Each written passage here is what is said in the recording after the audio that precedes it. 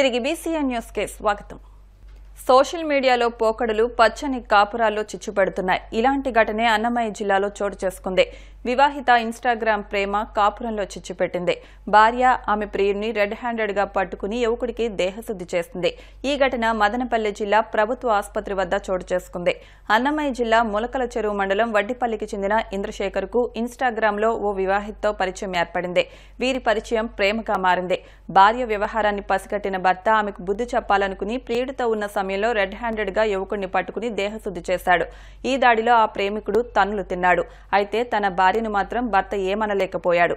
ఈ ఘటనపై పోలీసులు కేసు నమోదు చేశారు. గాయపడిన ఇంద్రశేఖర్ ను స్థానికులు ఆసుపత్రికి తరలించారు. హైదరాబాద్ ఆర్టీసీ క్రాస్ రోడ్లోని సంధ్య థియేటర్లో జరిగిన తొక్కిసలాట కేసులో ముగ్గురిని అరెస్టు చేసినట్టు పోలీసులు తెలిపారు. థియేటర్ యజమానితో పాటు సెక్యూరిటీ మేనేజర్ను అదుపులోకి తీసుకున్నారు.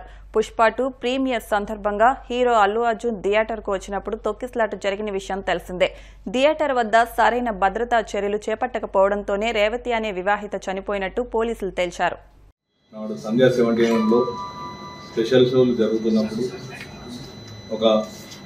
సఫోకేషన్ తోటి ఊపిరాడక లోయర్ బాల్కనీలో చనిపోయిన సంగతి అందరికీ విదితమే. ఆ క్రమంలో దానికి సంఘటనకు బాధ్యులైన దాని గురించి మా డీసీపీ సార్ ఆ రోజు పత్రికా సమావేశం ఏర్పాటు చేసి బాధ్యులైన వారిపై చట్టరీత్యా చర్యలు తీసుకుంటామని చెప్పి చట్ట ప్రకారం 105, 1181 రెడ్ విత్ 3/5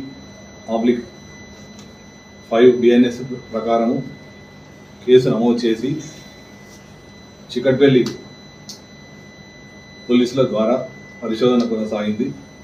ఈ పరిశోధన క్రమంలో ఈరోజు సంఘటన బాధ్యులైన సందీప్ అనే ఒక యజమానిని, 7 యజమానులలో ఒక యజమానిని మరియు సీనియర్ మేనేజర్ నాగరాజు గారిని, ఆయన తర్వాత గంధం విజయ్ చందర్ గారిని ఈరోజు అరెస్ట్ చేసి మెజిస్ట్రేట్ ముందు హాజరుపరచడం జరిగింది. వారిని జ్యుడిషియల్ రిమాండ్కు తరలించడం జరిగింది. ఈ సంఘటనలో సఫోకేషన్ తోటి గాయపడ్డ శ్రీ తేజ పిల్ల అబ్బాయి ఇప్పుడు హాస్పిటల్లో, సూపర్ స్పెషాలిటీ హాస్పిటల్లో అతను చికిత్స పొందుతున్నాడు. దీనిలో సీసీ ఫుటేజీలు అయినాక అక్కడ ఉన్న సాక్ష్యాల ఆధారంగా సంఘటనపై పూర్తి స్థాయిలో న్యాయ నిపుణుల సలహాలు, మా ఉన్నతాధికారుల సలహాలు తీసుకుంటూ దీనికి ఇంకా ముందుకు సాగుతుంది. దీనిలో చట్టరీత్యా ఎవరెవరైతే దీనిలో ఇంకా పాలు పంచుకొని ఉన్నారో వారందరిపై తదుపరి చర్యలు. ప్రత్యేక హోదా విషయంలో ఏపీలోని అధికార ప్రతిపక్ష పార్టీలు కేంద్రాన్ని నిలదీసే పరిస్థితి లేదని విభజన హక్కుల సాధన సమితి అధ్యక్షులు చలసాని శ్రీనివాస్ మండిపడ్డారు. గుంటూరులో ఆయన మాట్లాడుతూ టీడీపీ అధికారంలోకి రావడానికి అనేక హామీలు ఇచ్చారని, హోదా విషయంలో కేంద్రాన్ని ఎందుకు అడగడం లేదని ప్రశ్నించారు. దీనిపై తక్షణమే స్పందించాలని డిమాండ్ చేశారు. ప్రత్యక్ష కార్యాచరణకు ఎందుకు రావట్లేదు మీరు కొంతమంది అడుగుతున్న నేపథ్యంలో మన విశాఖపట్నం కానీ శ్రీకాకుళం కానీ సమావేశాలని వాళ్ళ గుంటూరు, అంతకుముందు విజయవాడలో కూడా పెట్టడం జరిగింది, అనంతపురంలో కూడా పెట్టబోతున్నాం. రోడ్ల మీదకి రావడానికి కొత్త ప్రభుత్వం 164 సీట్లలో వచ్చినప్పుడు డెఫినెట్గా కొంత సమయం ఇవ్వాలి. ఎందుకంటే అనేక ఇబ్బందులు ఉంది ఆంధ్రప్రదేశ్ రాష్ట్రం. అంతే తప్ప కొంతమంది ఏదో మాట్లాడుతూ ఉన్నారు, ఈ రాష్ట్ర ప్రభుత్వాన్ని రోడ్ల మీదకి వచ్చి మీ నిలదీయట్లేదని మాట్లాడుతూ ఉన్నారు. అమరావతిని తిరిగి సర్దుకోవడానికి సమయం పడుతుంది. అమరావతిలో జరిగిన విధ్వంసాన్ని తిరిగి సర్దుకోవడానికి సమయం పడుతుంది. మిగతా ఒక్కొక్కటి సరి చేసుకోవడానికి సమయం పడుతుంది. అందుకని ఆపుతున్నాం తప్ప నేనేదో ఉద్యమాన్ని ఆపలేదు, కానీ ప్రత్యక్షంగా రోడ్ల మీద రావటం కానీ దీనికి కానీ అంతే తప్ప ఆంధ్రప్రదేశ్కి భావితరాలకు అవసరమైన హోదా కానీ, విభజన హామీలు కానీ, రాయితీలు కానీ దీంట్లో కాంప్రమైజ్ లేదు. కుమ్ముక్కయ్యే దిక్కుమాలిన రాజకీయ నాయకుల్లాగా మిగతా వాళ్ళ ఉద్యమకారులు ఎవరూ లేము. సమయం మాత్రమే. ఆ తర్వాత ఏదనేది కాలం నిర్ణయిస్తుంది.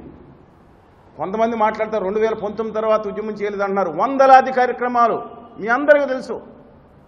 కొన్ని మేజర్ మీడియాలో ఉండకపోవచ్చు. వందలాది కార్యక్రమాలు రాష్ట్ర వ్యాప్తంగా నిర్వహించాం. ఢిల్లీలో కూడా ఈ సంవత్సరంలో మొదట్లోనే వందలాది మందితో నిర్వహిస్తే ఒక అక్షరం కూడా రాలేదో వేరే సంగతి ఏం ఎందుకో నాకు తెలియదు. ఆ వైఎస్ఆర్ తెలంగాణ పార్టీ మాజీ అధ్యక్షురాలు తమ తండ్రి ఆస్తుల కోసం వీరోచితంగా పోరాటం చేస్తున్నారని చెప్పబడుతుంది. ఇవాళ రాష్ట్రంలోకి వచ్చి ఇటు చంద్రబాబు నాయుడు గారిని అటు మిగతా వాళ్ళని జగన్మోహన్ రెడ్డి గారిని అందరినీ విమర్శిస్తున్నా అని చెప్పుకునే గౌరవనీయురాలు శ్రీమతి షర్మిల గారు కూడా ఒకటే విజ్ఞప్తి చేస్తున్నాం. ఆస్తుల మీద దృష్టి కంటే దీని మీద కూడా దృష్టి పెట్టమని మేము గౌరవంగా విజ్ఞప్తి చేస్తున్నాం. ఇంకోటి కూడా చెప్తున్నాం, ఇవాళ ముఖ్యమైన విషయాలు వచ్చినప్పుడు రైల్వే జోన్ విషయంలో విశాఖపట్నంలో అంతర్భాగంగా ఉన్న కొత్త వలసలు తీసేసి ఒరిస్సా కలుపుతున్నాం మా ఇష్టమని కేంద్ర మంత్రి గారు ప్రకటించారు. డివిజన్ ఎత్తేసి జోన్ పెట్టామంటే ఉందండి. విశాఖపట్నం డివిజన్ ఎత్తేసారు, 100 సంవత్సరాల నుంచి ఉంది. అది మేము ప్రత్యేక హోదా విభజన హామీల సాధనా సమితి ఆమరణ దీక్షలో ఉండగా ప్రొఫెసర్ అప్పలనాయుడు గారు, ప్రొఫెసర్ సదాశివరెడ్డి గారు అపస్మారక స్థితిలోకి వెళ్ళిపోతున్నారనే పరిస్థితుల్లో ఆ రోజు రాత్రి ప్రకటించారు. గుర్తుంచుకోండి, మోడీ గారు రావడానికి 3 రోజుల ముందు ప్రాణాలు తెగించి అక్కడ ఉన్న వాళ్ళు కూడా సత్యానమూర్తి గారు కానీ మిగతానాథ్ గారు కానీ అందరూ కూడా ఉద్యమించారు, కాదంటలేదు. ఆ రోజు ఏ రోజు ఉద్యమించారు? ఆ రోజు రాత్రి చూడండి. కడప ఉక్కు ఫ్యాక్టరీ వస్తే రిజర్వేషన్ వస్తాయి, కేంద్ర ప్రభుత్వ రంగంలో వస్తుంది, రామపేటం పోతే దీన్ని మానేసి అలాగే విశాఖపట్నంలోకి captive coal and iron ore గురించి ఒక్క రోజులో సాధించుకోవచ్చు. గర్నీలు చంద్రశేఖర్ గారు చాలా గట్టిగా పనిచేస్తున్నారని విన్నాను, మంచివారని విన్నాను. కేంద్రంలో మొదటిసారి మీకు మంత్రి పదవి నెగ్గగానే వచ్చింది, చాలా సంతోషం అండి. ఆ విశాఖపట్నం అంటే మీరు సహాయ మంత్రిగా ఉన్నా సరే ఆ విశాఖపట్నం కోల్ మైన్ల మీద విశాఖపట్నంకి ఒక కోల్ మైన్ను విశాఖపట్నం స్టీల్ ప్లాంట్ ఒక కొన్ని రోజుల్లో సాధ్యం అవుతుందండి. అది ఎక్కడో గుమా వ్యాపారులు అండి, గుజరాత్ నుంచి ఇంకోటి తగ్గించి వాళ్ళని తీసుకొచ్చి వేలాది ఎకరాలు కేటాయించి మన నెత్తి మీద పెట్టే బదులు కడప ఉక్కు ఫ్యాక్టరీ కేంద్రంలోని విశాఖపట్నం కర్మాగారాన్ని కాపాడుకోండి. బీజేపీ, బీఆర్ఎస్ పార్టీల ఛార్జిషీట్లకు తెలంగాణ మంత్రి పొన్నం ప్రభాకర్ కౌంటర్ ఇచ్చారు. ఈ మేరకు ఆయన మీడియాతో మాట్లాడుతూ ప్రభుత్వం ఏర్పాటైన నాటి నుంచే విమర్శలు మొదలుపెట్టారంటూ ఎద్దేవా చేశారు. బీజేపీ, బీఆర్ఎస్ వేరు కాదని వాళ్లిచ్చిన ఛార్జిషీట్ను రిప్రజెంటేషన్గా భావించి పరిశీలిస్తామని అన్నారు. ఏడాది పాలన తర్వాత ఛార్జిషీట్ ఇచ్చి తమపై విమర్శలు చేస్తే బాగుండేదని హితవు పలికారు. కానీ ప్రభుత్వం ఏర్పడిన మొదటి నెల నుంచే ప్రభుత్వాన్ని విమర్శించడం మొదలుపెట్టారని అన్నారు. ప్రతిపక్షం ఒకటా రెండా బీజేపీ టీఆర్ఎస్ వేరువేరు కాదు కాబట్టి వాళ్ళు ప్రజెంట్ చేసినటువంటి ఛార్జ్ షీట్లను ఆ పార్టీలు మాకు ఇస్తున్న రిప్రజెంటేషన్గా భావించి వాటిని కూడా పరిశీలిస్తాం. కానీ దురదృష్టం ఏంటంటే 1 సంవత్సర కాలం పరిపాలన తర్వాత ఇవాళ మమ్మల్ని ఏదైనా విమర్శించినా లేదా ఛార్జ్ షీట్ ఫైల్ చేసినా బాగుంటుండే. ప్రభుత్వం ఏర్పడిన మొదటి నెల నుంచే ప్రభుత్వాన్ని విమర్శిస్తూ ఇవాళ మళ్ళీ సంవత్సరం పూర్తి కాగానే మళ్ళీ ఒక ఛార్జ్ షీట్ అని ఇస్తే ఇది భావ్యం కాదు. నెలకే ప్రభుత్వం ఎట్లా నడుస్తుందన్నారు, పిల్లి శాపనంతాలు పెట్టారు, ప్రభుత్వాన్ని కూలగొడతామన్నారు, కూలిపోతుందన్నారు. ఇద్దరు కలిసి ప్రభుత్వాన్ని అస్థిరపరిచే ప్రయత్నం చేస్తే తెలంగాణ ప్రజలు గమనించాలి. తప్పకుండా వాళ్ళు ఇచ్చిన ఛార్జ్ షీట్లో అంశాలు ప్రజా సంబంధించిన అంశాలను అన్నింటినీ కూడా మా ప్రభుత్వం పరిశీలన చేస్తుంది. అది ఛార్జ్ షీట్ కాదు, రిప్రజెంటేషన్ అనుకుని దాన్ని ప్రతిపక్ష పార్టీగా ఇచ్చిన దాన్ని మేము తప్పకుండా పరిశీలన చేసి సరి అయినటువంటి నిర్ణయాలు తీసుకోవడం జరుగుతుంది. వార్తలు ముగించే ముందు ముఖ్యాంశాలు మరొకసారి. సత్యసాయి జిల్లా రొద్దం మండలంలో మంత్రి సవిత పర్యటన. ఎంపీ నిధులతో నిర్మించనున్న భవనాలకు భూమి పూజ.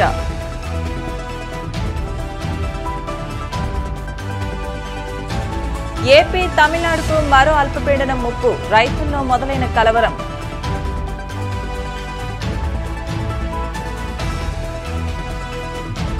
ఏలూరు జిల్లా పత్తేపురంలో ఆవుదూడకు నామకరణం. ఆసక్తిగా తిలకించిన గ్రామస్తులు.